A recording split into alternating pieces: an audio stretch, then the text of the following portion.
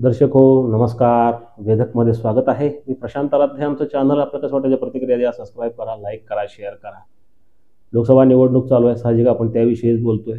महाराष्ट्रामधला सर्वात hotspot high profile मतदारसंघ माढा लोकसभा मतदारसंघ याविषयी आपल्याला तर बोलावं लागतं, कारण सगळ्या महाराष्ट्राचं लक्ष या मतदारसंघावर आहे. हा मतदारसंघ शरद पवार यांना पुनर्रचनेनंतर पहिल्यांदा इथून शरद पवार खासदार झालेला मतदारसंघ. मोदी लाट असताना सुद्धा विजयसिंह मोहिते पाटील राष्ट्रवादी काँग्रेस पक्षाकडून उभारले आणि 25-30 हजार मताच्या मताधिक्याने का होईना परंतु विजयी झाले. 2019ला पहिल्यांदा जिथं कमळ फुललं भाजपचं, सोलापूर जिल्ह्यातल्या दोन्ही जागा भाजपनं जिंकल्या.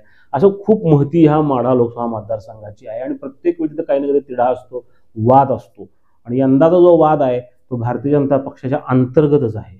म्हणजे देशातला सर्वात प्रभावशाली पक्ष, महाराष्ट्रातला सर्वात मोठा पक्ष, ह्या पक्षामध्ये माढा मतदारसंघामध्ये असलेला असंतोष, खतखत ही सध्या रोज संपूर्ण म्हणजे वृत्तपत्र क्षेत्र असेल किंवा मीडियाचं लक्ष वेधून घेते, महाराष्ट्रातल्या जनतेचं लक्ष वेधून घेते.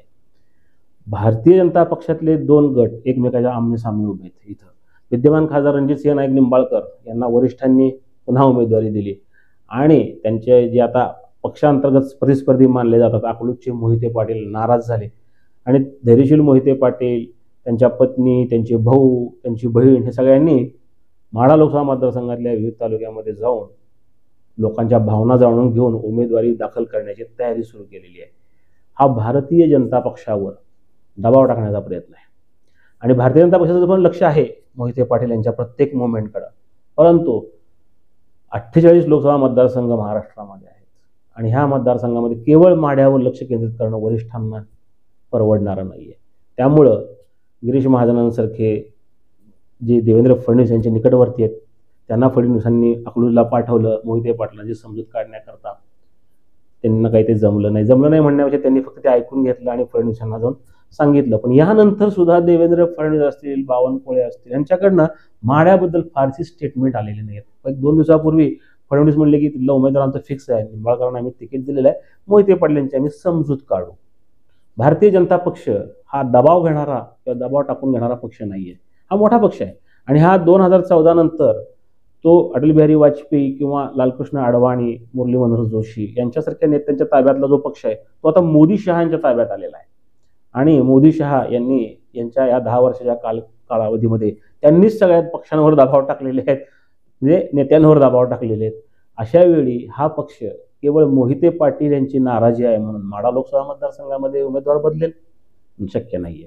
कारण फडणवीसांनी स्पष्ट केलेलं आहे की पार्लमेंटरी बोर्डाने घेतलेला निर्णय येतो, त्यामध्ये पंतप्रधान नरेंद्र मोदी आहेत, अमित शहा आहेत, JP नड्डा आहेत, त्यांनी हा निर्णय घेतलेला आहे. आणि पहिल्या यादी, महाराष्ट्राची जी पहिली यादी जाहीर झाली 20 लोकांची, त्यामध्ये ते नाव आहे रणजितसिंह नाईक निंबाळकर यांचं. त्यामुळं हे फिक्स झालेला उमेदवार आहे आणि उमेदवार बदलणं हे पक्षाकरता नामुष्कीचं कारण असतं.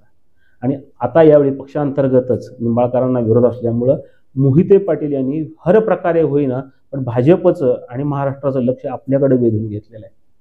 भाजपचं लक्ष एवढ्याकरता वेधून घेतलं की त्यांना असं वाटतं की अजूनही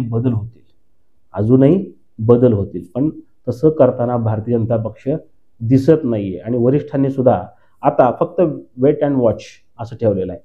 गिरीश महाजन जे भाजपचे तारणहार मानले जातात, संकटमोचक मानले जातात राज्यामध्ये, त्यांना देवेंद्र फडणवीसांनी अकलूजमध्ये पाठवलं, मोहिते पाटलांशी चर्चा केली, त्यांचा निरोप फडणवीसांना मिळाला. ठीक आहे, आता फडणवीस रणजितसिंह मोहिते पाटील यांच्याशी चर्चा करत असतील कारण ते पक्षाचे आमदार आहेत आणि यामध्ये रणजितसिंह मोहिते पाटील कोणी दिसत नाहीत.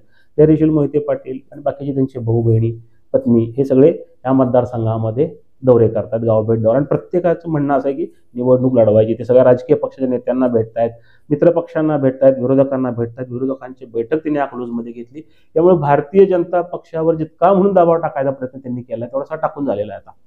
आणि आता त्यांनी सांगितलं की 12 तारखेची वाट बघा, 12 तारखेला म्हणजे फॉर्म भरायची वेळची वाट बघा. दुसरीकडं रणजितसिंह नाईक निंबाळकर यांनी सुद्धा मोहिते पाटील यांचे विरोधक असणारे संजय मामा शिंदे यांच्याच फार्म हाऊसवर पहिली बैठक घेतली, आमदार संजय मामा शिंदे यांच्या. आणि त्याला सगळे त्यांचे जे आमदार आहेत दीपक चव्हाण वगळता ते सगळे तिथं उपस्थित राहिले. म्हणजे रणजितसिंह मोहिते पाटील नव्हते आणि प्रशांत परिचारक हे तेव्हा बाहेर असल्यामुळे त्या बैठकीला उपस्थित राहू शकले नाहीत. पण माळशिरसचे आमदार ज्यांना मोहिते पाटलांनी आमदार केले ते राम सातपुते सुद्धा सर्वात शेवटी त्या बैठकीला हजर झाले. म्हणजे ह्या सगळ्या गोष्टीचा जर विचार करता भारतीय जनता पक्ष वरून जे सध्या हे करतायत, तयारी करताय निवडणुकीची, त्या अंतर्गत त्यांनी इथल्या महायुतीच्या नेत्यांना, स्वपक्षीय नेत्यांना कानपिचक्या दिल्या असतील. मोहिते पाटलांच्या विरोधात कुणीही स्टेटमेंट करत नाही. ना महायुतीतले नेते करतायत, ना निंबाळकर करतायत, ना राम सातपुते करतायत, कुणीच करत नाहीये.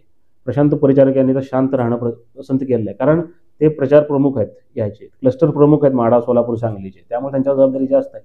तर त्यांनी शांत राहणंच पसंत केले. अजिबात माध्यमांमध्ये त्यांची कोणती चर्चा नाहीये, प्रतिक्रिया नाहीये.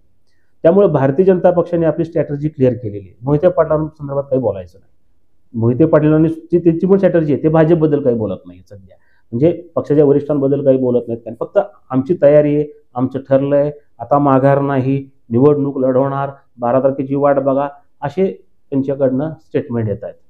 आणि ते विविध पक्षांच्या नेत्यांशी भेटतात. जसं आता ते मान खटाव फलटण भागात गेले, तेव्हा त्यांनी अनिकेत राजे, जे रामराजे निंबाळकरांचे जे चिरंजीव आहेत, त्यांची गाठ घेतली, त्यांच्याशी बोलले, चर्चा केली.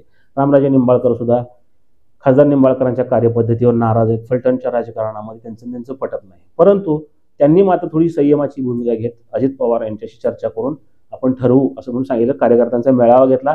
त्या मेळाव्यामध्ये कार्यकर्त्यांनी भडास काढली, सगळी भरपूर टीका केली खासदार निंबाळकरांवर. मात्र त्यांची भूमिका जर पाहिली तर थोडीशी समंजसपणाची आहे किंवा थोडीशी समजून घेण्याची आहे. मात्र मोहिते पाटील यांनी मात्र आता कोणत्याही परिस्थितीत माघार नाही, अशा पद्धतीनंच काम सुरू ठेवलेलं आहे. त्यामुळे भारतीय जनता पक्षावर हा दबाव वाढण्याचा प्रयत्न आहे त्यांचा. पण भारतीय जनता पक्षाने सुद्धा समजूत काढायचा प्रयत्न केला असेल तर तो आमदार रणजितसिंह मोहिते पाटील यांच्या माध्यमातून. ते पक्षाचे आमदार आहेत.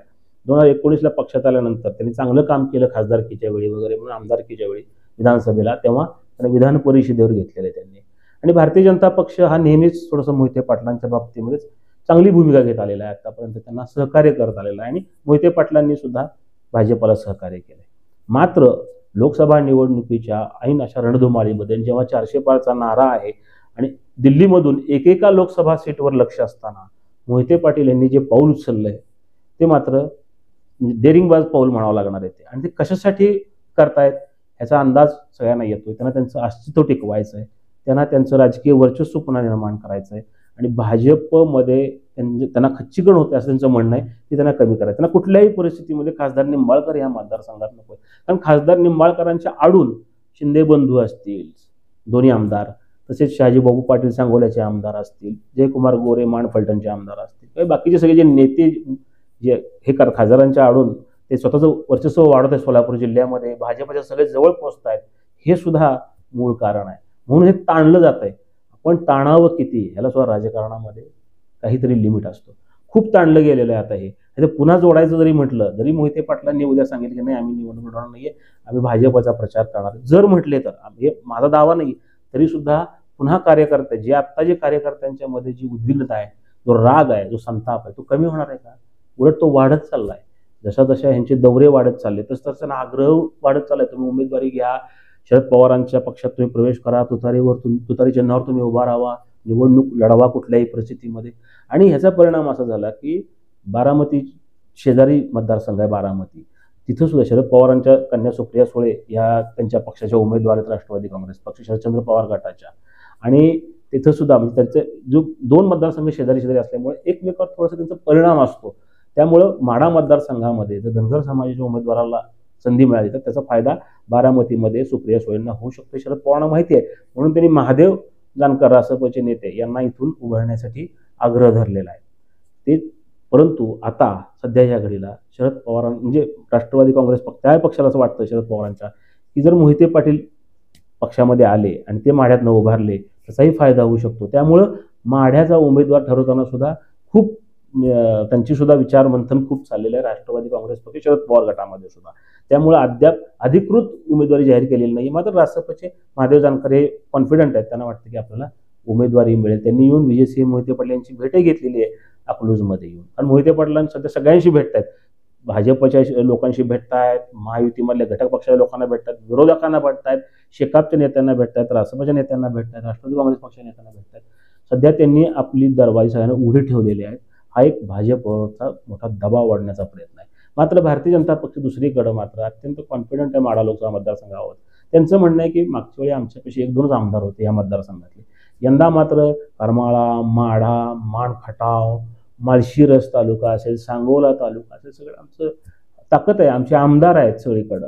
त्याचबरोबर पंढरपूरचा भाग असेल, तिथली जी काही गावं 40-50 गावं जोडलेली आहेत तिथला भाग असेल, आमचं सगळं ऑलवेल आम्ही माढा लोकसभा मतदारसंघातून 2-3 लाख मतांनी रणजितसिंह नाईक निंबाळकर यांना विजयी करू शकतो असा दावा भाजपचा आहे. भाजपने त्यामुळेच चर्चा त्यांना मोहिते पाटलांना सोडायचं नाहीये. मोहिते पाटलांनी जर ठरवलं भाजपला सोडायचं आहे, कारण काही काळानंतर गटांची फीज असतात आपली ताकद वाढवण्याकरता, आपल्या कार्यकर्त्यांना एकत्रित ठेवण्याकरता आणि गटाची बांधणी जी माळशिरस तालुका आणि सोलापूर जिल्ह्यात माढा मतदारसंघात ठेवायची याकरता म्हणून काही निर्णय घ्यावे लागतात. अशा परिस्थितीमध्ये सध्या मोहिते पाटील ते मागे यायला तयार नाही आणि ते मागे जर आले तर टिकेचे धनी तेच होणार आहेत. पुढे जावं तर काय आहे, अपक्ष उभारायचं आहे, राष्ट्रवादी काँग्रेस पक्ष शरदचंद्र पवार गटाचं तिकीट घ्यायचं आहे, कशा पद्धतीने लढणार आहेत हे मात्र त्यांनी सस्पेन्स कायम वाढवत चालले आणि ते 12 तारखेपर्यंत म्हणजे उमेदवारी अर्ज भरायच्या पर्यंत त्यांनी त्याची लिमिट दिलेली आहे. तोपर्यंत त्यांचं अशा पद्धतीचे दौरे चालत राहतील, भाजपवर दबाव टाकण्याचा प्रयत्न केला जाईल. यातनं जर निंबाळकरचं तिकीट बदललं तर बदललं, नाही तर विरोध, अशी भूमिका त्यांची दिसतीये. मात्र भारतीय जनता पक्ष हा दबावाखाली येणारा पक्ष नाही. तो ह्याच्या संदर्भामध्ये नक्कीच काहीतरी विचार करत असेल.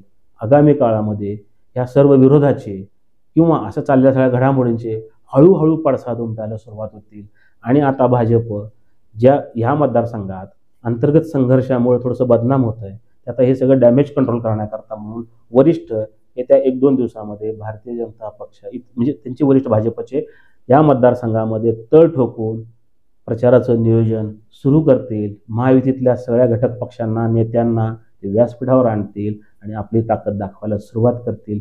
मात्र ते दबावात येऊन उमेदवार बदलतील असं वाटत नाही. नमस्कार.